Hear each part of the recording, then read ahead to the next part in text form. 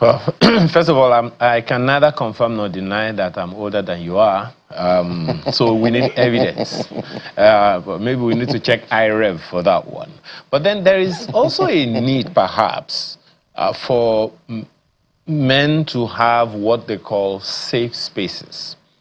A load of people. I'm sure that if we look at some stats now, we'll see some things, some unfortunate and unhelpful things that are peculiar to men. It's not the way we want it to go, but then it's just the way it is. So, in creating a safe space, what would you recommend that men should do by themselves so that they can have some, should I say, some form of release? Because the backlog is always there. So, what kind of safe spaces, if I can put it that way, whether with someone or by themselves, would you recommend that men should consider for their own mental health? Perhaps the flip side to that is whether or not even men themselves, a good number of men across all social strata, are aware that their mental health is in jeopardy. Right.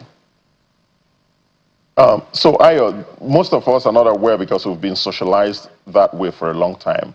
But I think it is for us as men to really prioritize ourselves going forward. And I think that is really very critical. I wanted to mention that. It is high time that we started as men to, stand up for ourselves and really tell ourselves that this is really very critical and important. And that's why the work that I do at Boys Champions is really very critical and important.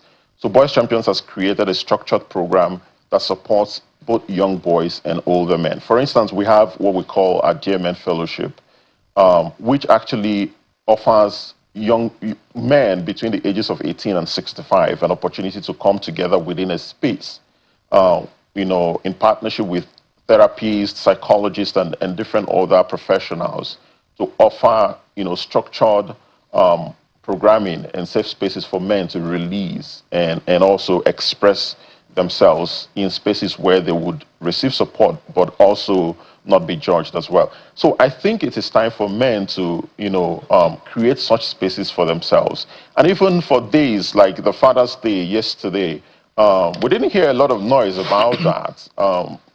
Because even men did not celebrate themselves as such. We know how for International Women's Day, women are creating those platforms for themselves to talk about their experiences and celebrate themselves. I think men need to actually be the ones driving this, and we don't need to wait for anybody.